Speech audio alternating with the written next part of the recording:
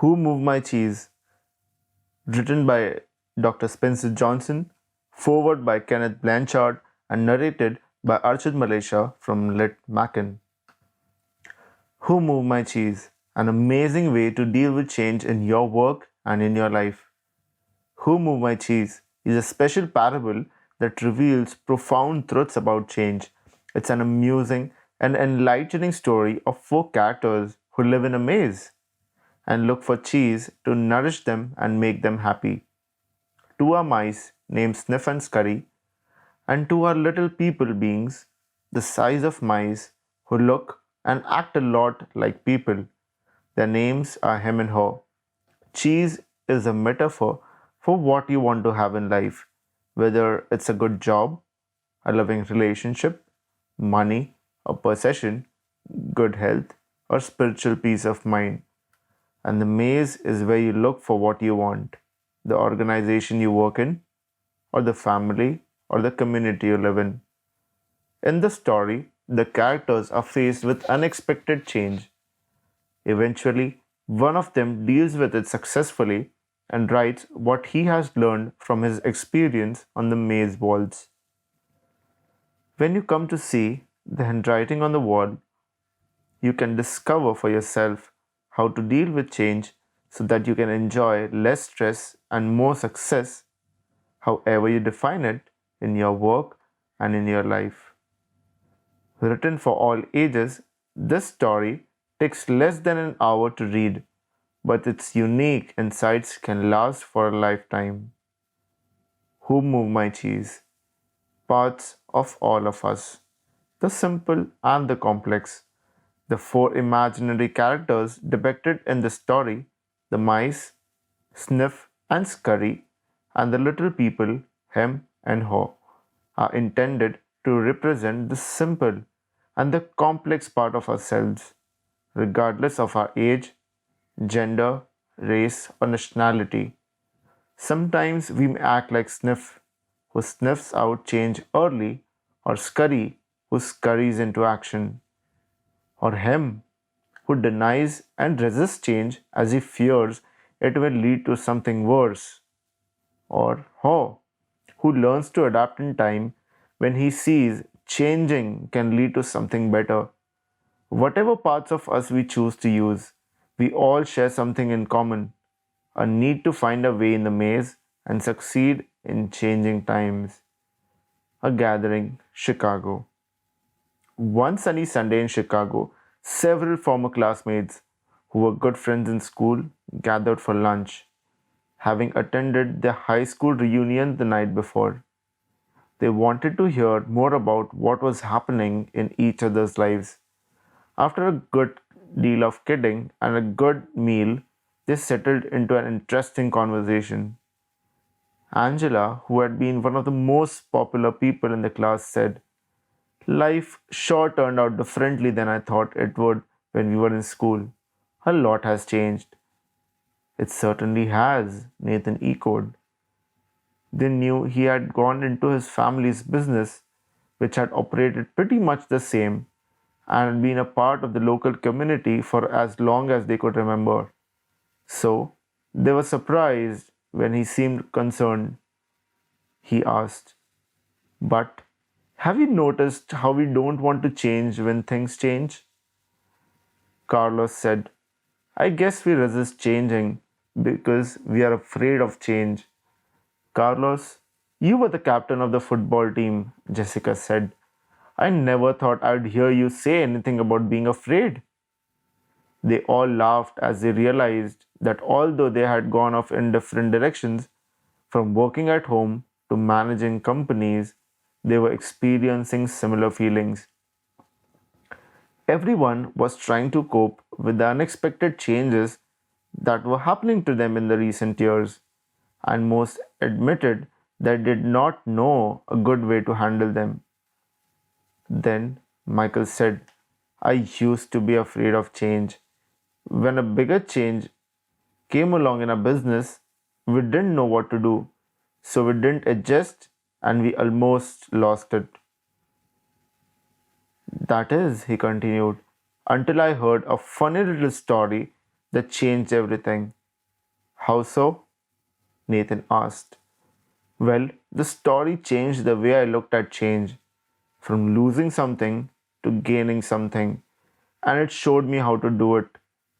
After that, things quickly improved at my work and in my life. At first, I was annoyed with the obvious simplicity of the story because it sounded like something we might have been told in school.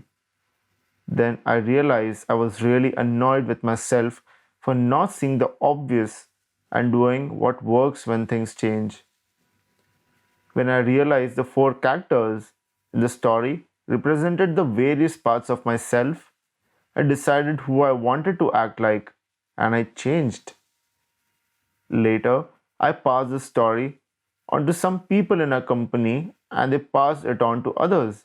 And soon our business did much better because most of us adapted to change better. Unlike me, many people said it helped them in their personal lives. However, there were a few people who said they got nothing out of it.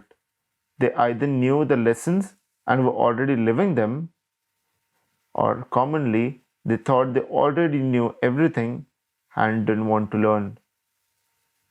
They couldn't see why so many others were benefiting from it.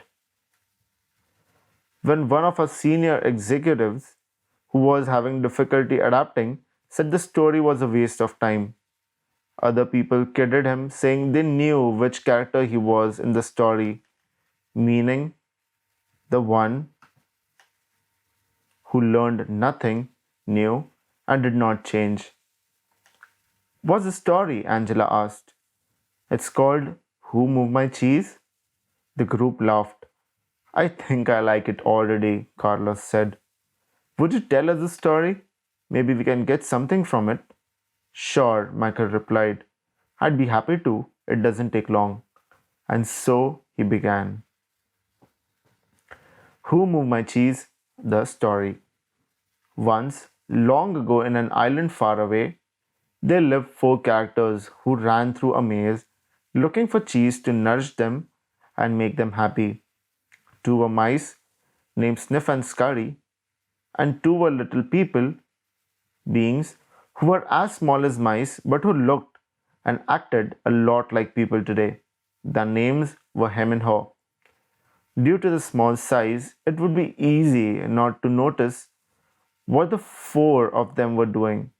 But if you look closely enough, you could discover the most amazing things. Every day, the mice and the little people spent time in the maze looking for their own special cheese. The mice, Sniff and Scurry, possessing simple brains and good instincts, searched for the hard nibbling cheese they liked, as mice often do. The two little people, Hem and Haw, used their complex brain, filled with many beliefs and emotions, to search for a very different kind of cheese, with a capital C, which they believed would make them feel happy and successful. As different as the mice and the little people were, they shared something in common. Every morning, they each put on their jogging suits and running shoes, left their little homes, and raced out in the maze looking for their favorite cheese. The maze was a labyrinth of corridors and chambers, some containing delicious cheese, but there were also dark corners and blind alleys leading nowhere. It was an easy place for anyone to get lost. However, for those who found their way, the maze held secrets that let them enjoy a better life. The mice, Sniff and Scurry, used the simple trial and error method of finding cheese. They ran down one corridor, and if it proved empty, they turned out and ran down another. They remembered the corridors that held no cheese and quickly went into new areas. Sniff would smell out the general direction of the cheese using his great nose, and Scurry would race ahead. They got lost, as you might expect, went off in wrong direction, and often bumped into walls. But after a while, they found their way. Like the mice, the two little people, Hem and Haw, also used their ability to think and learn from their past experiences. However, they relied on their complex brains to develop more sophisticated methods of finding cheese.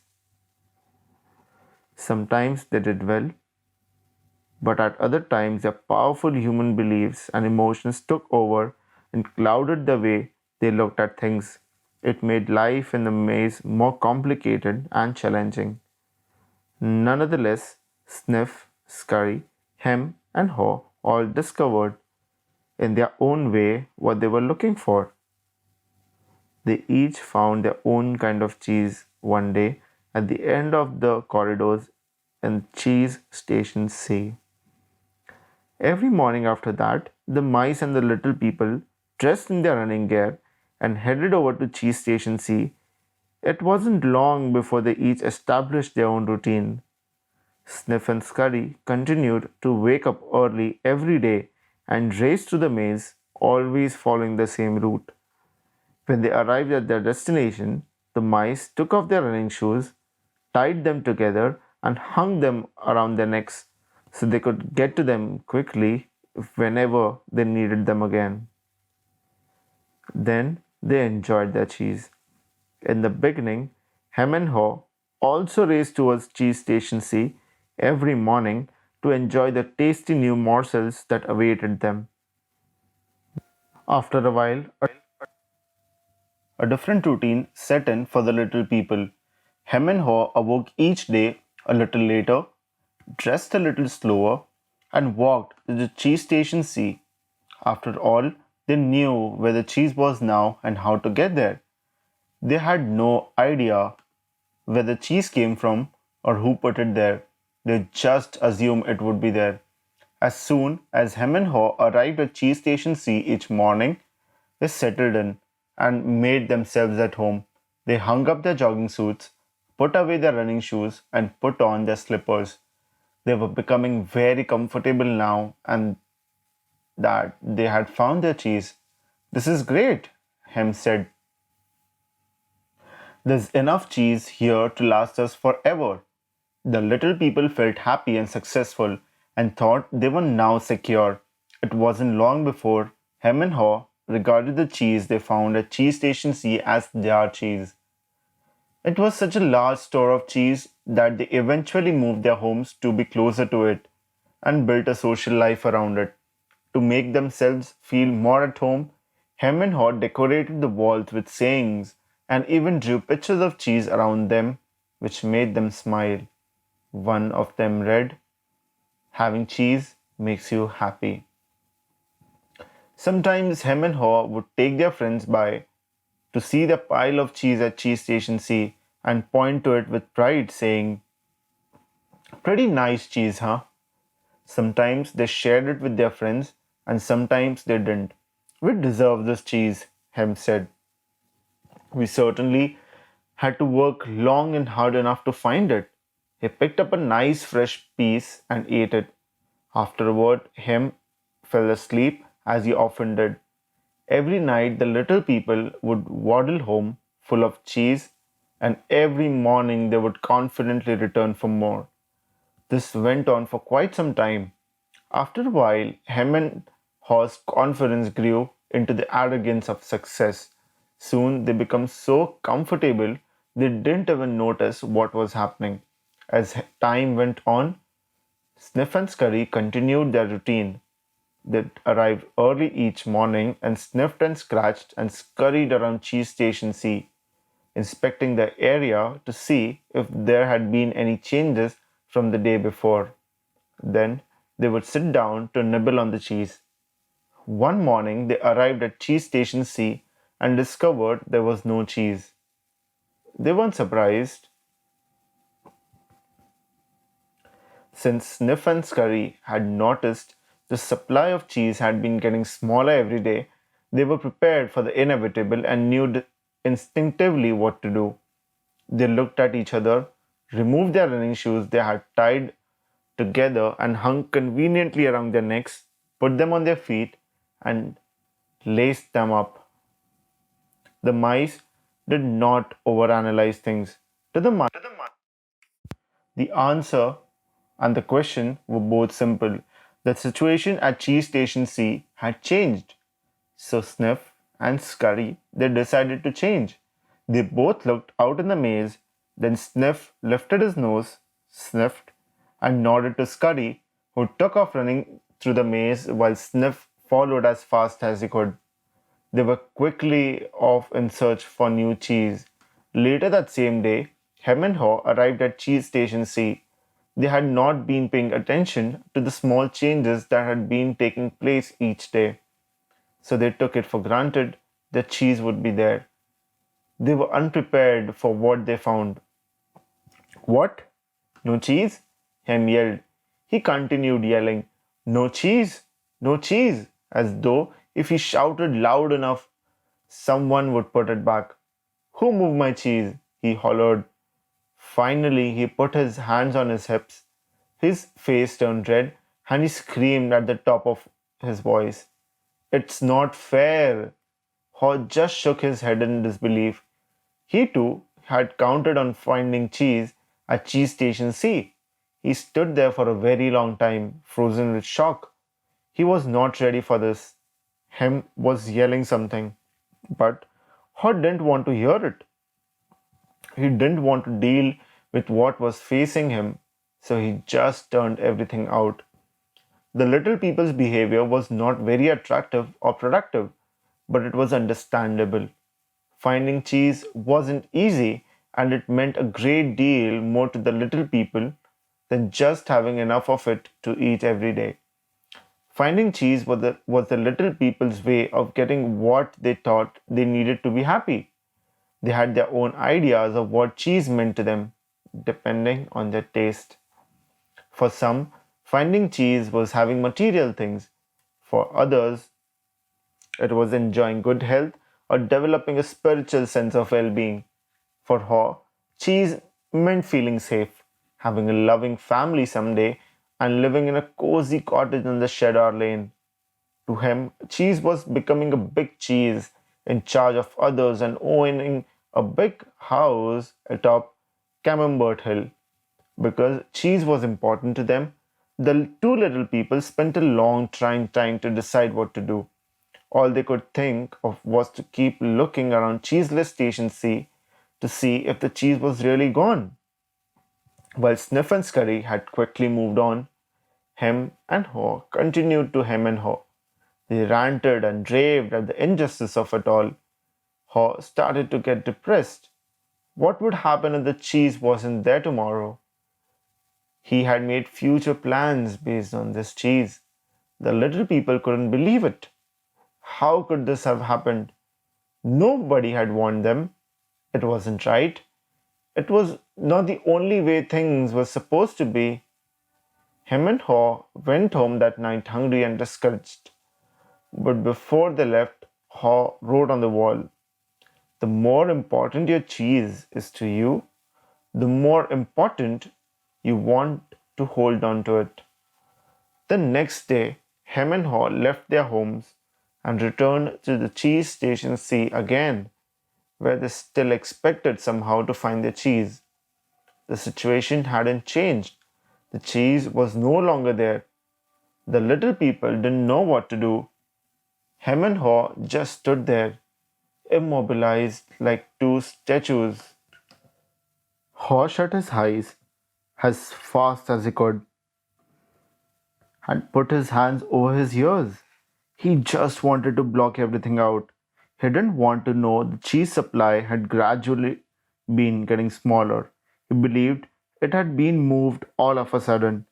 Him analyzed the situation over and over, and eventually his complicated brain, with its huge belief system, took hold. Why did they do this to me? He demanded. What's really going on here? Finally, Haw opened his eyes, looked around, and said, By the way, where are Sniff and Scurry? Do you know they think something we don't? Hem scoffed. What would they know? Hem continued. They're just mice. They just respond to what happens. We're little people. We're smarter than mice. We should be able to figure this out. I know we are smarter, Haw said. but we don't seem to be acting smarter at the moment. Things are changing around here, Hem. Maybe we need to change and do things differently. Why should we change? Hem asked. We are little people. We are special. This sort of thing should not happen to us. Or if it does, we should at least get some benefits. Why should we get benefits? Haw asked. Because we are entitled, Hem claimed. Entitled to what? Haw wanted to know. We're entitled to our cheese. Why? Haw asked. Because we didn't cause this problem, Hem said.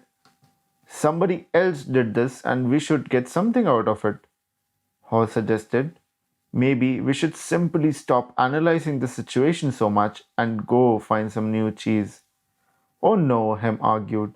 I'm going to get to the bottom of this. While Hem and Haw were still trying to decide what to do, Sniff and Scurry were already well on their way. They went farther into the maze, up down the corridors, looking for cheese in every cheese station they could find. They didn't think of anything else but finding new cheese. They didn't find any for some time until they finally went into the area of the maze where they had never seen before. Cheese Station N. They squealed with delight. They found what they had been looking for, a great supply of new cheese. They could hardly believe their eyes. It was the biggest store of cheese the mice had ever seen. In the meantime, Hem and Haw was still back in Cheese Station C, evaluating the situation. They were now suffering from the effects of having no cheese. They were becoming very frustrated and angry and were blaming each other for the situation they were in.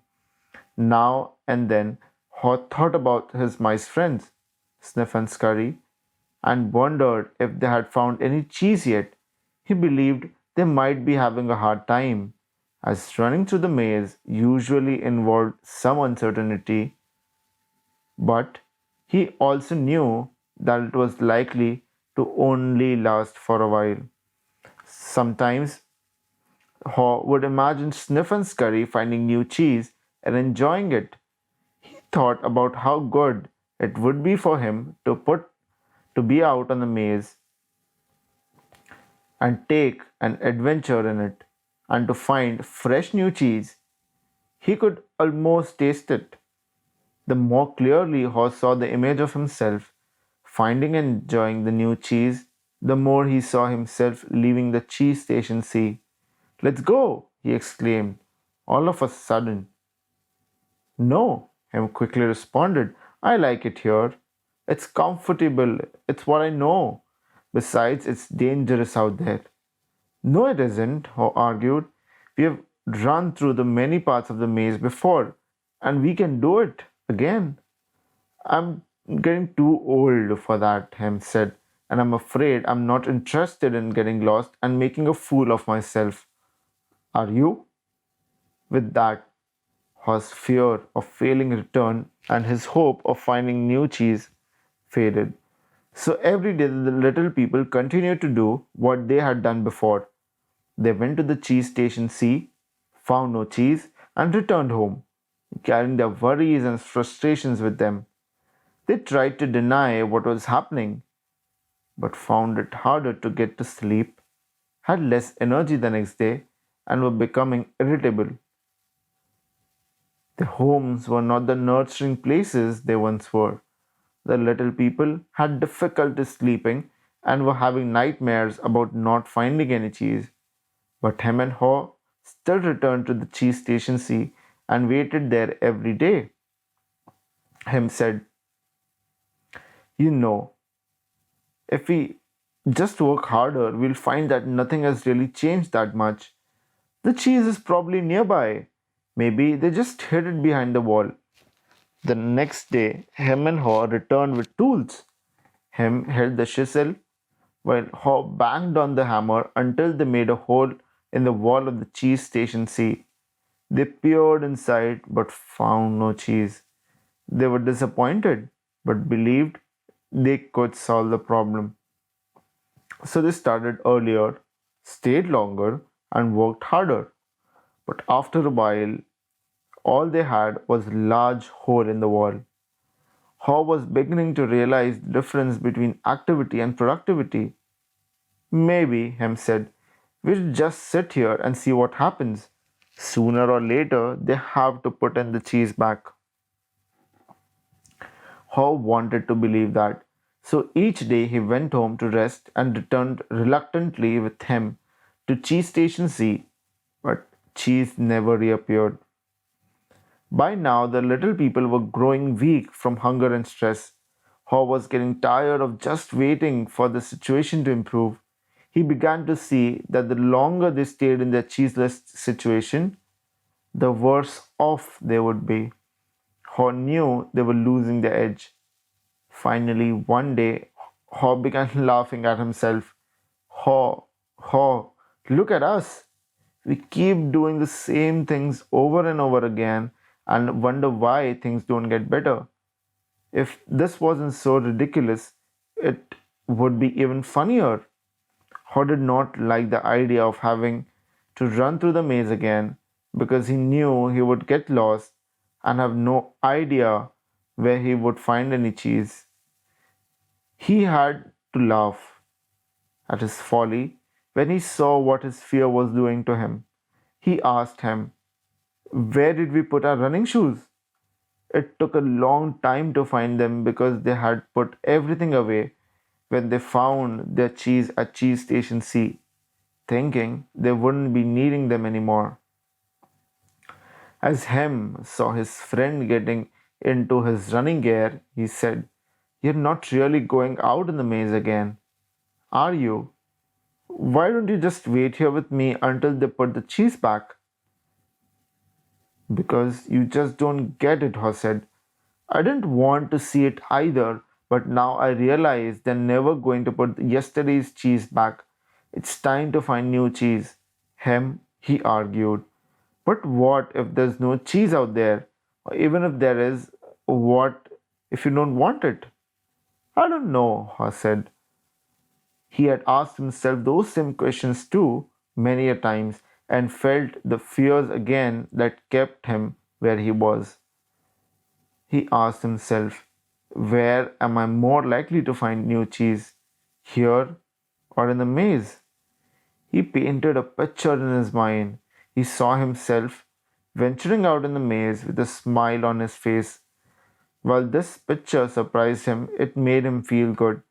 He saw himself getting lost now and then in the maze, but felt confident he would eventually find new cheese out there and all the good things that came out of it. He gathered his courage.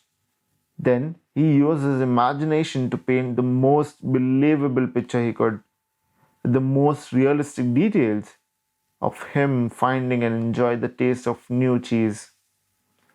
Haw, he saw himself eating Swiss cheese with holes in it, bright orange, cheddar and American cheeses, Italian mozzarella, and wonderfully soft French camembert cheese. And then he heard him say something and realized they were still at Cheese Station C. Haw said, sometimes things change and they're never the same again. This looks like one of those times. That's life. Life moves on, and so should we. Haw looked at his emaciated companion and tried to talk sense to him. But Hem's fear had turned into anger and he wouldn't listen. Haw didn't mean to be rude to his friend, but he had to laugh at how silly they both looked. As Haw prepared to leave, he started to feel more alive, knowing that he was finally able to laugh at himself, let go, and move on. Haw laughed and announced, it's maze time. Hem didn't laugh and he didn't respond. Haw picked up a small, sharp rock and wrote a serious thought on the wall for him to think about. As was his custom, Haw even drew a picture of cheese around it, hoping it would help him to smile, lighten up, and go after the new cheese. But Hem didn't want to see it. It read, if you do not change, you can become extinct. Then, Haw stuck his head out and peered anxiously into the maze. He thought about how he'd gotten himself into the cheeseless situation.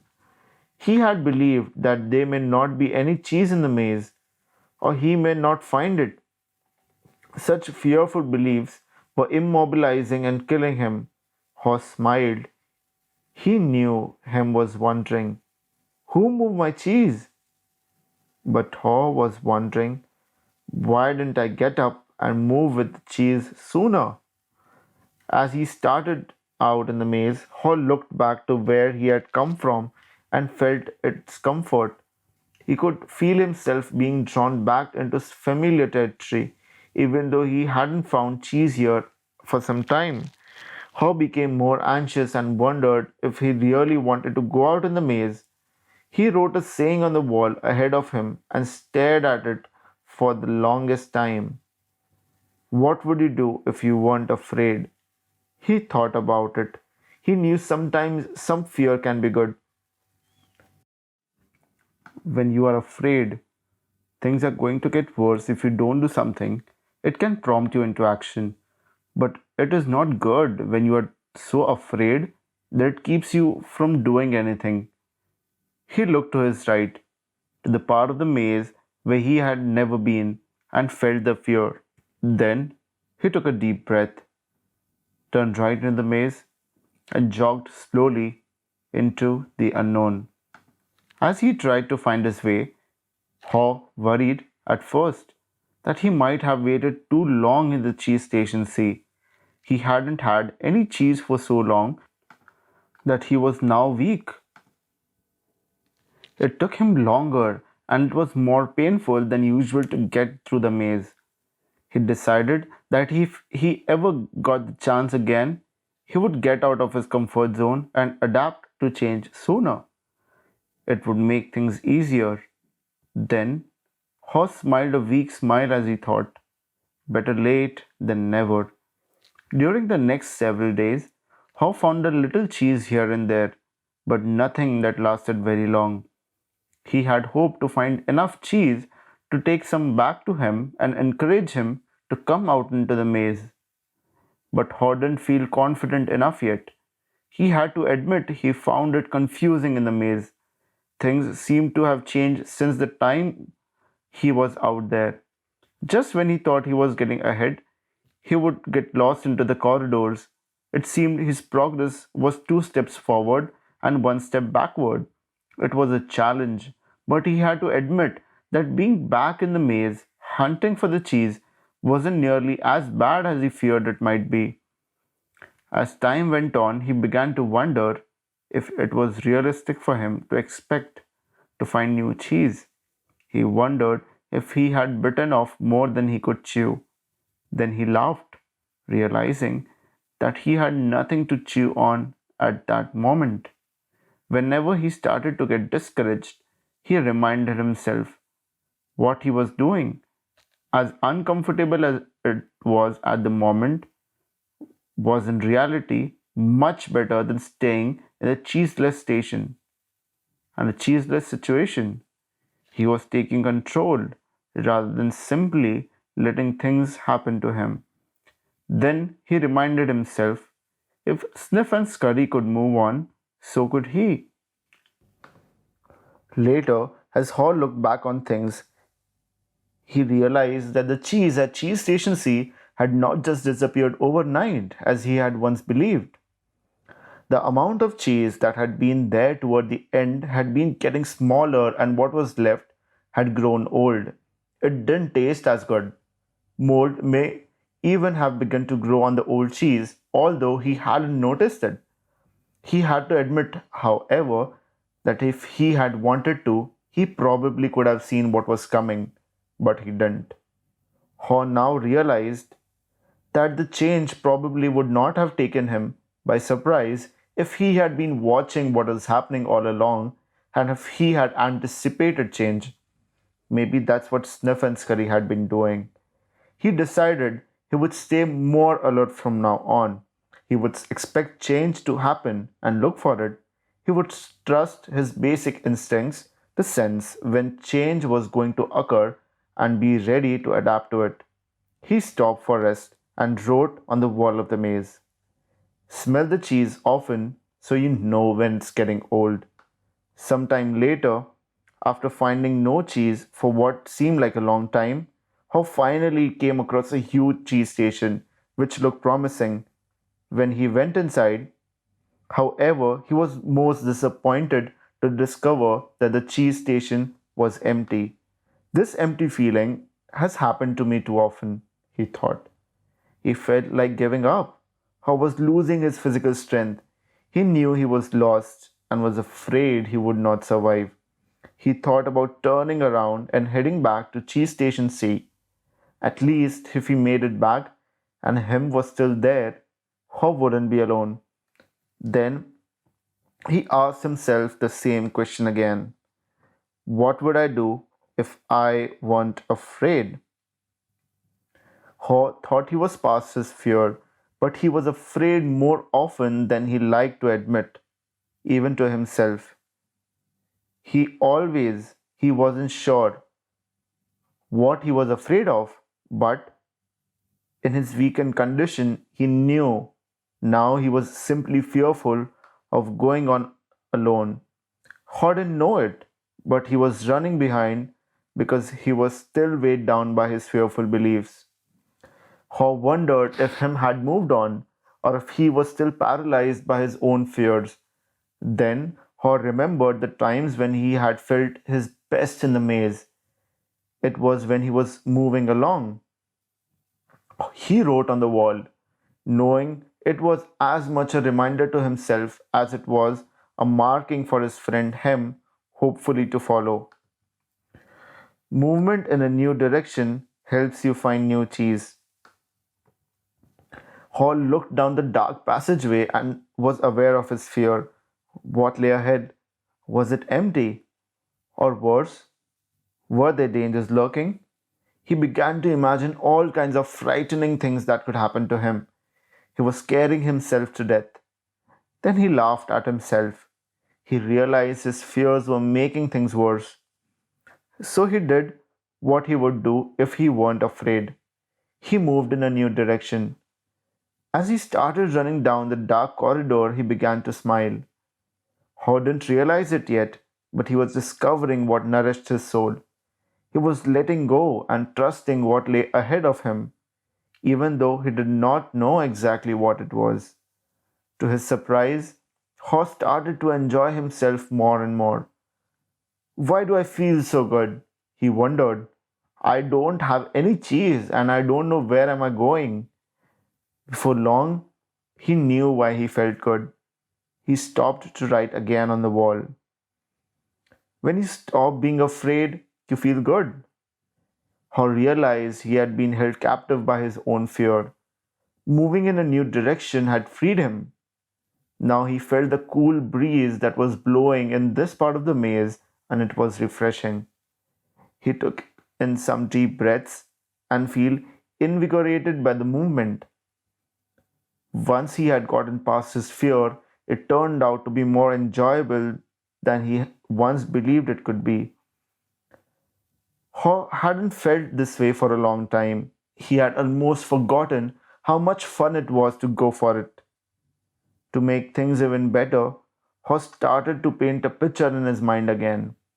He saw himself in great realistic detail, sitting in the middle of a pile of all his favorite cheeses, from cheddar to dry. He saw himself eating the many cheeses he liked, and he enjoyed what he saw. Then he imagined how much he would enjoy all the great tastes. The more clearly he saw the image of himself enjoying new cheese, the more real and believable it became. He could now sense that he was going to find it. He wrote, "Imagining yourself enjoying your new cheese leads you to it." Ho kept thinking about what he could gain instead of what he was losing. He wondered why he had always thought a change would lead to something worse. Now he realized that change could lead to something better. Why didn't I see this before? He asked himself. Then he raced through the maze with greater strength and agility. Before long, he spotted a cheese station and became excited as he noticed little pieces of new cheese near the entrance. They were types of cheese he had never seen before, but they looked great. He tried them and found that they were delicious. He ate most of the new cheese bits that were available and put a few in his pocket to have later and perhaps share with him. He began to regain his strength. He entered the cheese station with great excitement, but to his dismay, he found it was empty. Someone had already been there and had left only the few bits of new cheese. He realized that if he had moved sooner, he would very likely have found a good deal of new cheese here. Hod decided to go back and see if Hem was ready to join him. As he retraced his steps, he stopped and wrote on the wall, "The quicker you let go of old cheese, the sooner you find new cheese." After a while, Haw made his way back to Cheese Station C and found Hem. He offered him bits of new cheese but was turned down. Hem appreciated his friend's gesture but said, "I don't think I would like new cheese. It's not what I'm used to. I want my own cheese back and I'm not going to change until I get what I want." Haw just shook his head in disappointment and reluctantly went back out on his own. As he returned to the farthest point he had reached in the maze, he missed his friend, but realized he liked what he was discovering. Even before he found what he hoped would be a great supply of new cheese, if ever, he knew what made him happy, and it wasn't having just cheese. He was happy when he wasn't being run by his fear. He liked what he was doing now, knowing this. Haw didn't feel as weak as he did when he stayed in Cheese Station C with no cheese. Just realizing he was not letting his fear stop him and knowing that he had taken a new direction nourished him and gave him strength. Now he felt that it was just a question of time before he found what he needed. In fact, he sensed he had already found what he was looking for. He smiled as he realized it is safer to search in the maze than remain in a cheeseless situation. Haw realized again, as he had once before, that what you are afraid of is never as bad as what you imagine. The fear you let build up in your mind is worse than the situation that actually exists. He'd been so afraid of never finding new cheese that he didn't even want to start looking. But since starting his journey, he had found enough cheese in the corridors to keep him going. Now he looked forward to finding more. Just looking ahead was becoming exciting. His old thinking had been clouded by his fears and worries. He used to think about not having enough cheese or not having it last as long as he wanted.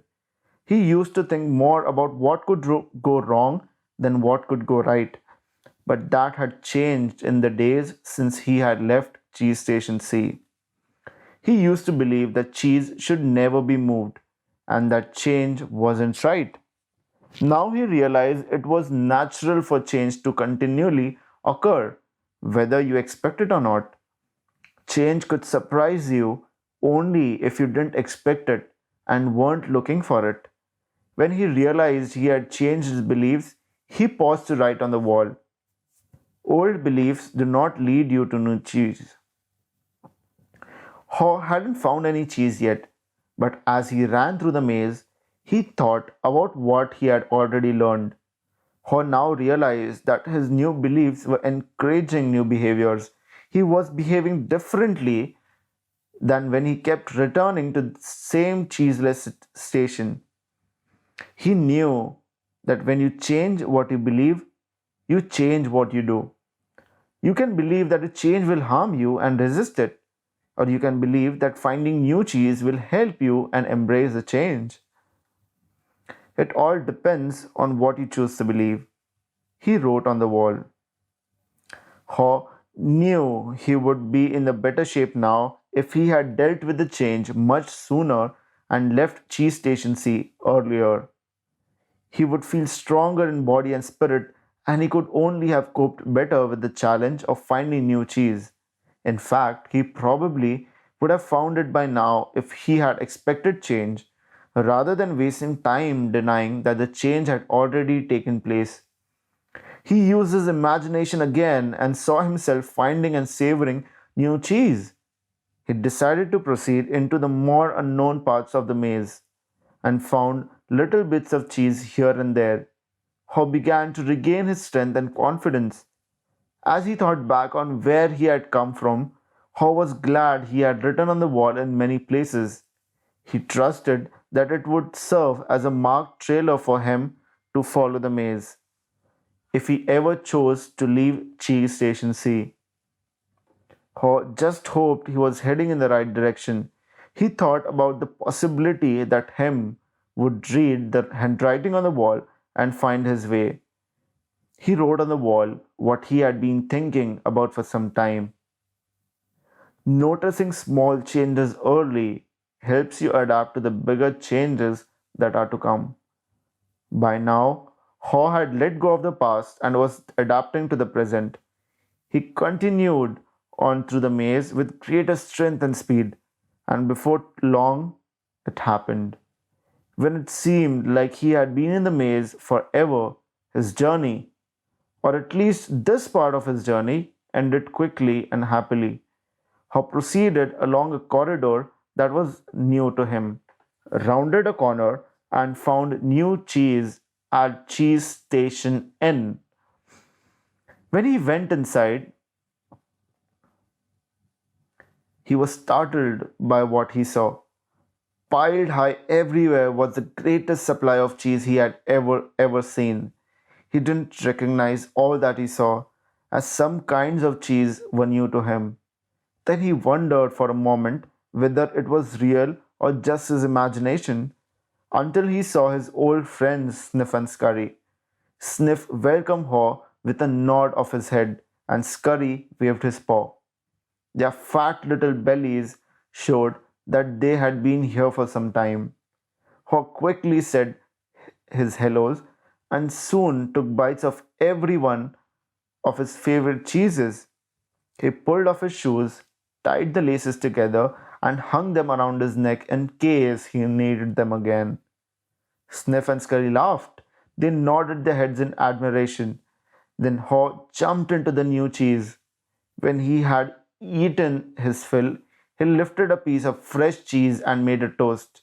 Change.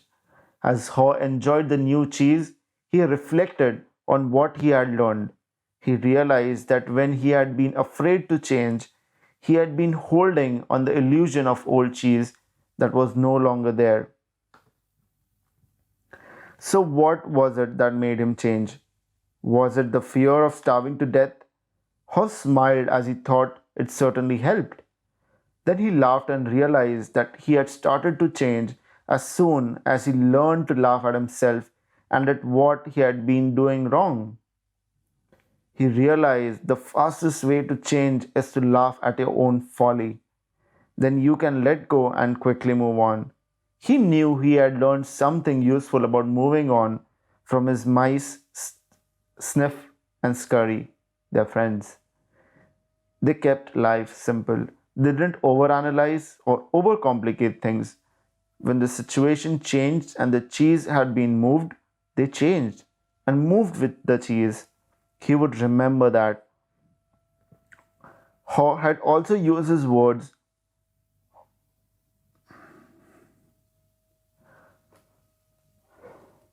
Haw had also used his wonderful brain to do what little people do better than the mice. He envisioned himself in realistic detail, finding something better, much better. He reflected on the mistakes he had made in the past and used them to plan for his future. He knew that you could learn to deal with the change. You could be more aware of the need to keep things simple, be flexible, and keep moving quickly. You did not need to overcomplicate matters or confuse yourself with the fearful beliefs. You could notice when the little changes began so that you would better prepared for the big change that might be coming. He knew he needed to adapt faster, for if you do not adapt in time, you might as well not adapt at all. He had to admit that the biggest inhibitor to change lies within yourself and that nothing gets better until you change. Perhaps most importantly, he realized that there's always new cheese out there, whether you recognize it at the time or not, and that you are rewarded with it when you go past your fear and enjoy the adventure. He knew some fear should be respected as it can keep you out of real danger, but he realized most of his fears were irrational and had kept him from changing when he needed to. He didn't like it at that time, but he knew that the change had turned out to be a blessing in disguise as it led him to find new cheese. He had even found a better part of himself. As Ho recalled what he had learned, he thought about his friend Hem. He wondered if Hem can read any of the sayings Ho had written on the wall at Cheese Station C and throughout the maze. Had Hem ever decided to let go and move on? Had he ever entered the maze and discovered what could make his life better? Or was Hem still hemmed in because he would not change? Or thought about going back again to Cheese Station C to see if he could find Hem, assuming that Hem could find his way back there. If he found Hem, he thought he might be able to show him how to get out of his predicament, but Ho realized that he had already tried to get his friend change. Hem had to find his own way, beyond his comforts and past his fears. No one else could do it for him or talk him into it. He somehow had to see the advantage of changing himself. Hon knew he had left a trail for him and that he could find his way if he could just read the handwriting on the wall. He went over and wrote down a summary of what he had learned on the largest wall of Cheese Station N. He drew a large piece of cheese around all the insights he had become aware of and smiled as he looked at what he had learned. Change happens. They keep moving the cheese. Anticipate change. Get ready for the cheese to move. Monitor change. Smell the cheese often so you know when it is getting old. Adapt to change quickly. The quicker you let go of old cheese, the sooner you can enjoy the new cheese. Change. Move with the cheese. Enjoy change. Savor the adventure and enjoy the taste of new cheese. Be ready to change quickly and enjoy it again and again.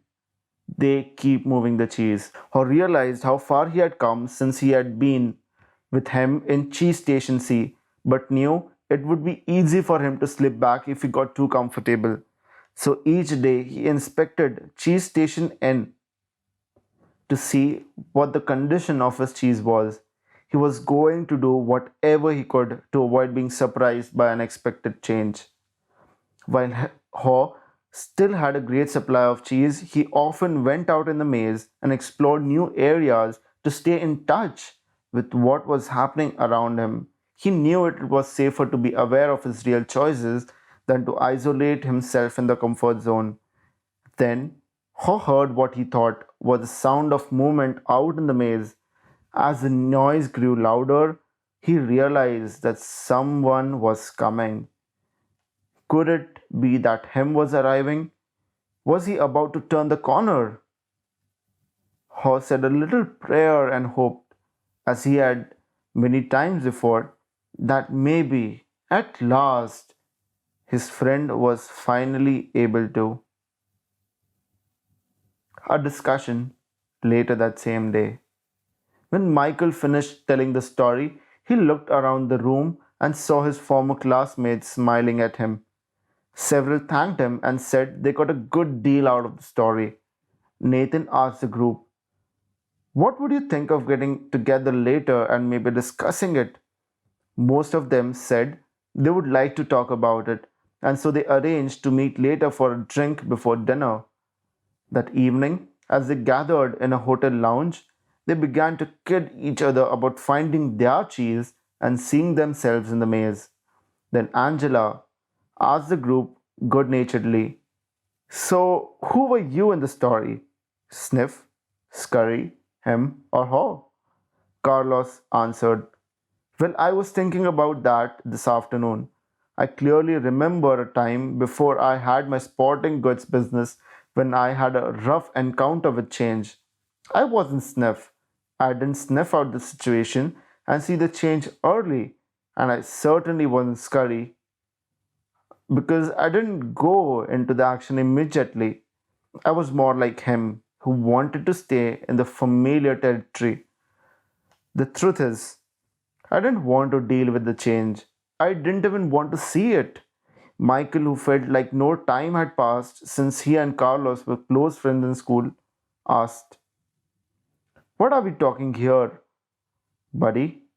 Carlos said, "An unexpected change of jobs." Michael laughed. "You're fired?" "Well, let's say I didn't want to go out looking for new cheese. I thought I had a good reason why change shouldn't happen to me. So I was pretty upset at the time." Some of their former classmates who had been quiet in the beginning felt more comfortable now and spoke up, including Frank, who had gone into the military. "Hem reminds me of a friend of mine," Frank said. "His department was closing down, but he didn't want to see it. They kept relocating his people. We all tried to talk to him about the many other opportunities that existed in the company for those who wanted to be flexible, but he didn't think he had to change. He was the only one who was surprised when his department closed. Now he's having a hard time adjusting to the change he didn't think should happen." Jessica said, "I didn't think it should happen to me either, but my cheese has been moved more than once, especially in my personal life. But we can get to that later." Many in the group laughed except Nathan. "Maybe that's the whole point," Nathan said. "Change happens to all of us." He added, "I wish my family had heard the cheese story before this.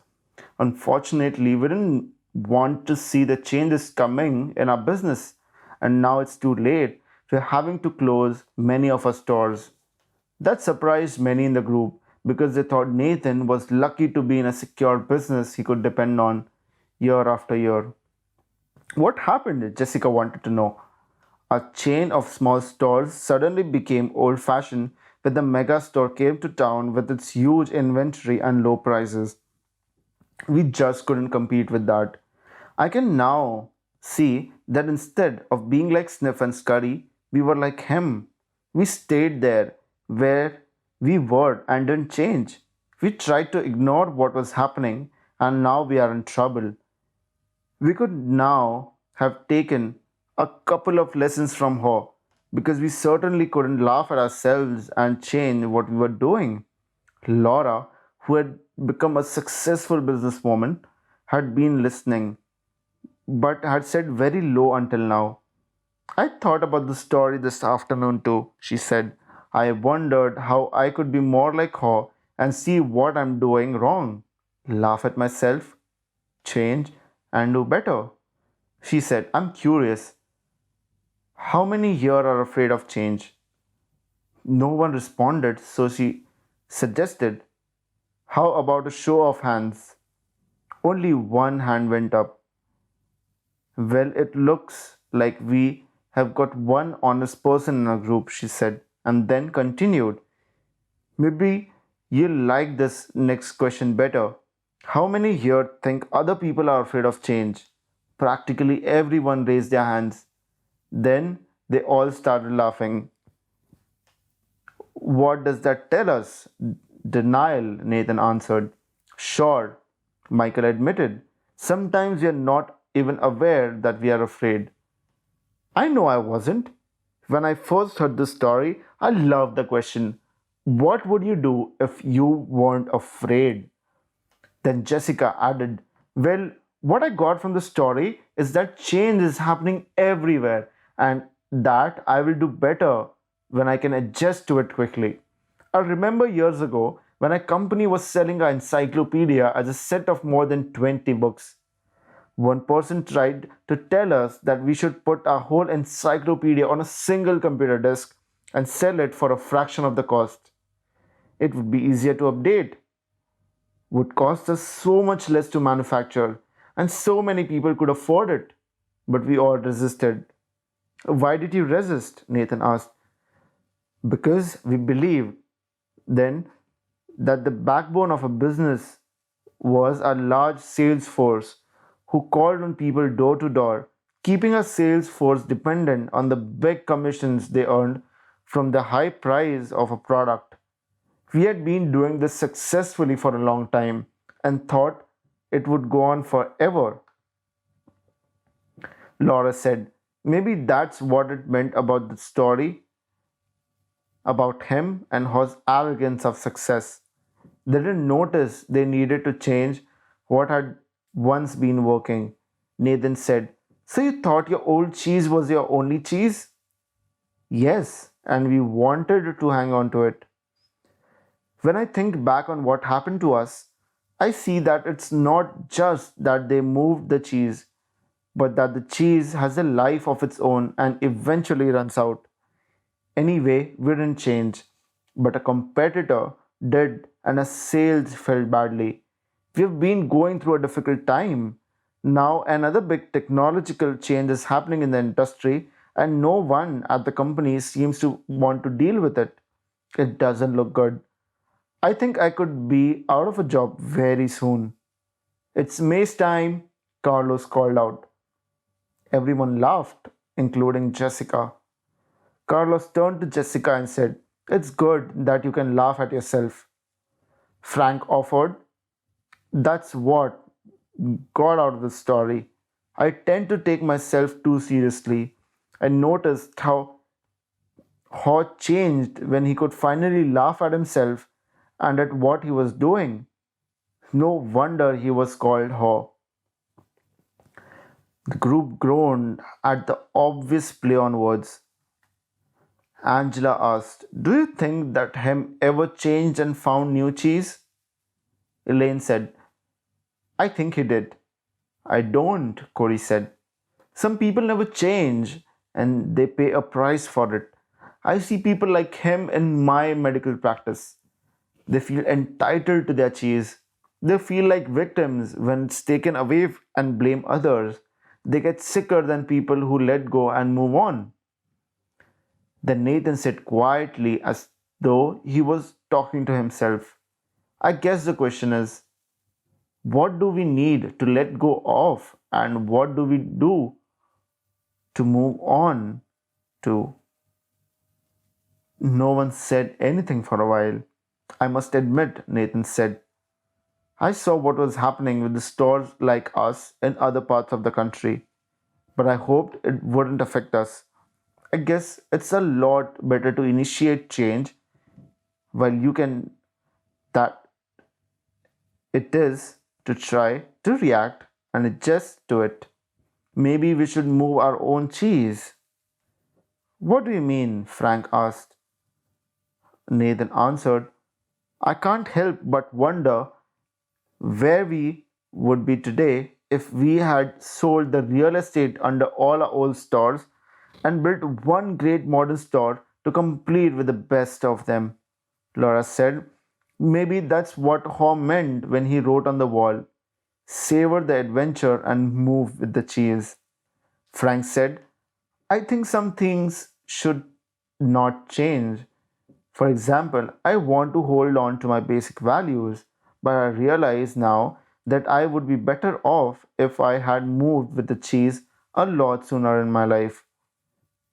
Well, Michael, it was a nice little story.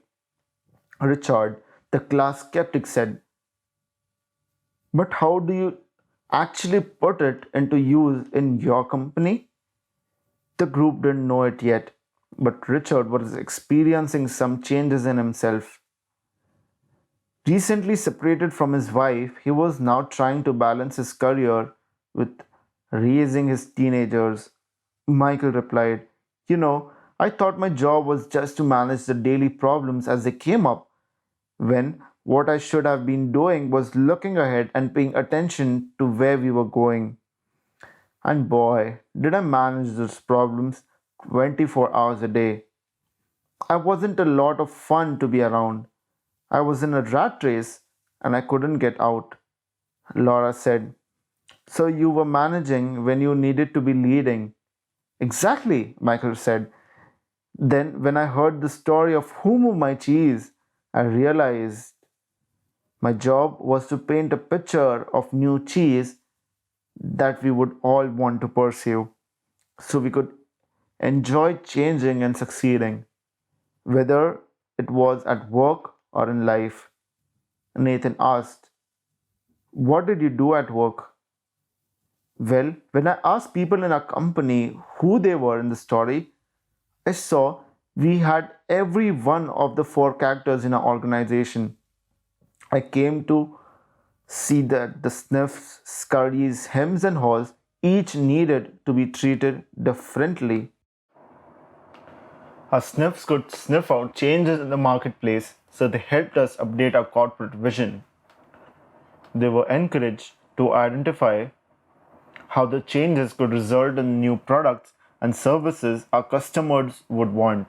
The Sniffs loved it and told us they enjoyed working in a place that recognized change and adapted in time. Our Scurries liked to get things done, so they were encouraged to take actions based on their new corporate vision. They just needed to be monitored so they didn't scurry off in the wrong direction. They were then rewarded for actions that brought us new cheese. They liked working in a company that valued action and the results. What about hems and haws? Angela asked. Unfortunately, the hems were the anchors that slowed us down, Michael answered. They were either too comfortable or too afraid to change. Some of our hems changed only when they saw the sensible vision we painted that showed them how changing would work to their advantage. Our hems told us they wanted to work in a place that was safe, so the change needed to make sense to them and increase their sense of security. When they realized the real danger of not changing, some of them changed and did well. The vision helped us turn many of our hems into haws. What did you do with the hems who didn't change? Frank wanted to know. We had to let them go, Michael said sadly. We wanted to keep all our employees, but we knew if our business didn't change quickly enough, we would all be in trouble. Then he said, the good news is that while our horse was initially hesitant, they were open minded enough to learn something new, act differently, and adapt in time to help us succeed. They came to expect change and actively look for it because they understood human nature. They helped us paint a realistic vision of new cheese that made good sense to practically everybody. They told us they wanted to work in an organization that gave people the confidence and tools to change. And they helped us keep a sense of humor as we went after a new cheese. Richard commented, you got all of that from a little story? Michael smiled. It wasn't the story, but what we did differently based on what we took from it. Angela admitted, I'm a little bit like him. So for me, the most powerful part of the story was when Hall laughed at his fear and went on to paint a picture in his mind where he saw himself enjoying new cheese. It made going into the maze less fearful and more enjoyable, and he eventually got a better deal. That's what I want to do more often. Frank grinned. So even hymns can sometimes see the advantage of changing. Carlos laughed. Like the advantage of keeping their jobs. Angela added. Or even getting a good raise. Richard, who has been frowning during the discussion, said, my manager has been telling me our company needs to change.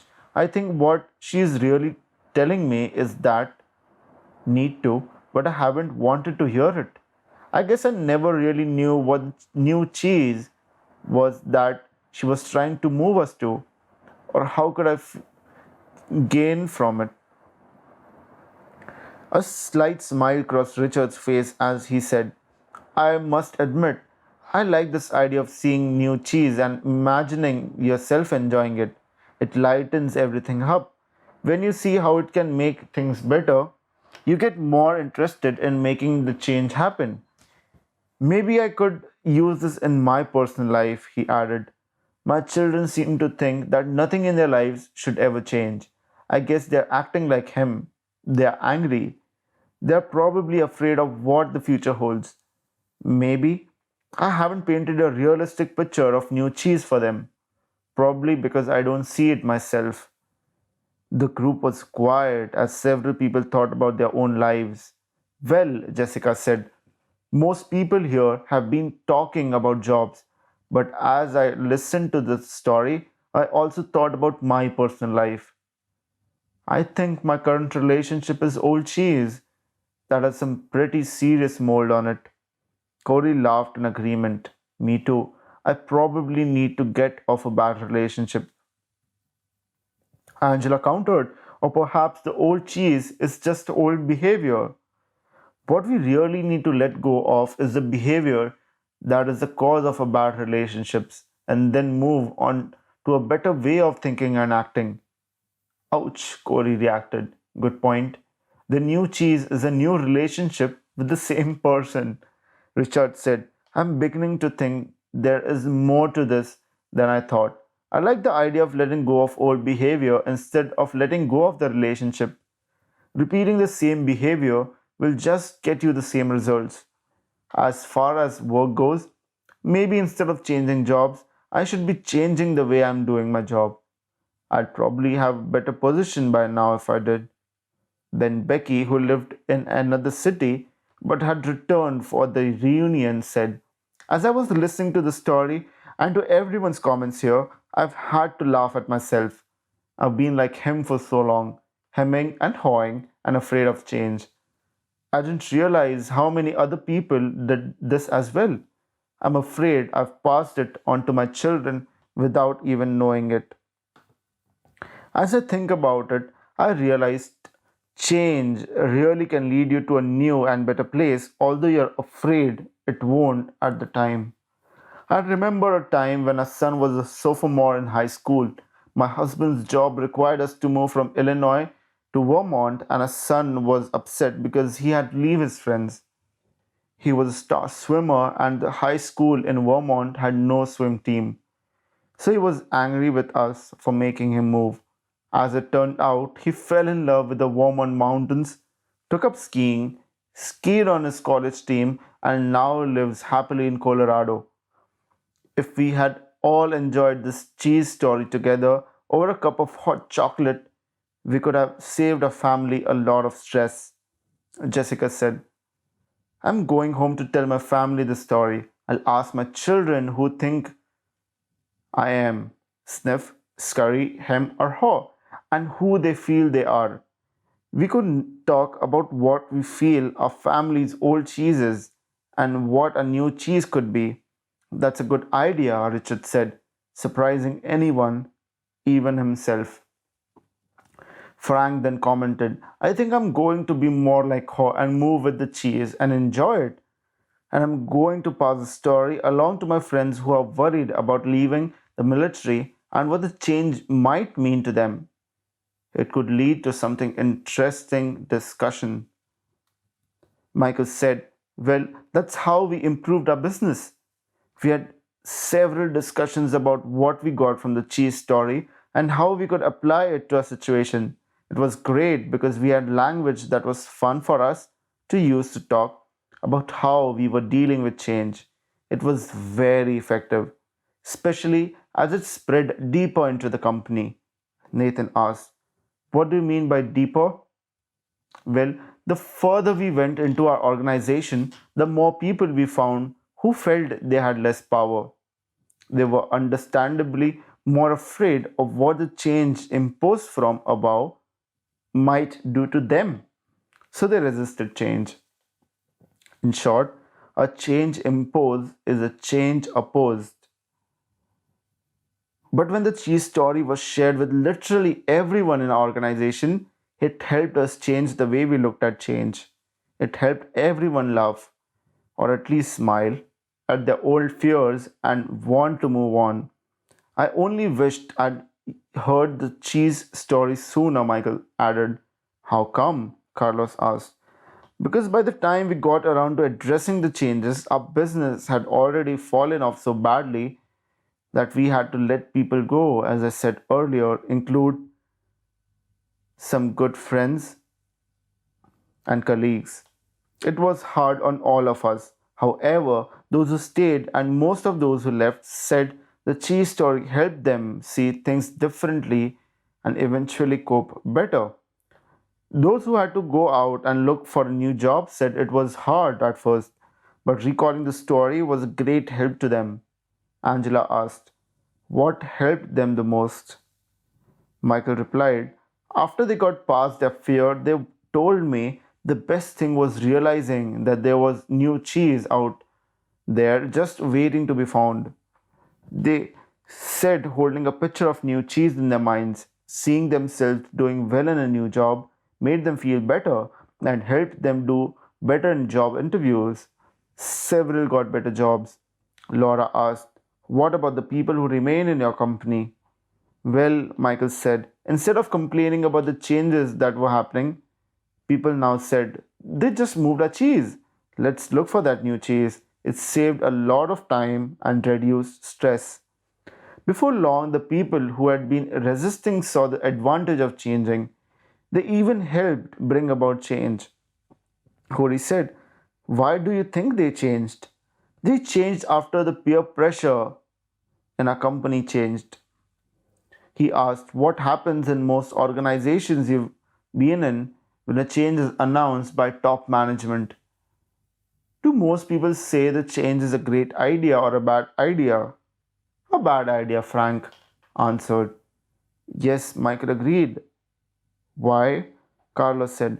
"Because people want things to stay the same and they think the change will be bad for them. When one person says the change is a bad idea, others say the same." "Yes, they may not really feel that way," Michael said, "but they agree in order to fit in. That's the sort of peer pressure that fights change in any organization." Becky asked, "So, how were things different after people heard the cheese story?" Michael simply said, "The peer pressure changed. No one wanted to look like him." Everyone laughed. They wanted to sniff out the changes ahead of time and scurry into action rather than get hemmed in and be left behind. Nathan asked, "That's a good point. No one in a company would want to look like him. They might even change. Why didn't you tell us this story at the last reunion? This could work." Michael said, "It does work. It works best, of course, when everyone in your organization knows the story, whether it is in a large corporation, a small business, or a family, because an organization can only change when enough people in it change." Then he offered one last thought. "When we saw how well it worked for us, we passed the story along to people we wanted to do business with. Knowing they were also dealing with change, we suggested we might be their new cheese, that is, better partners for them to succeed with. It led to new business. That gave Jessica several ideas that remained her that she had some early sale calls in the morning. She looked at her watch and said, "Well, it's time for me to leave this cheese station and find some new cheese." The group laughed and began saying their goodbyes. Many of them wanted to continue the conversation but needed to leave. As they find and as they left, they thanked Michael again. He said, "I'm very glad you found the story so useful, and I hope that you will have the opportunity to share it with others very soon."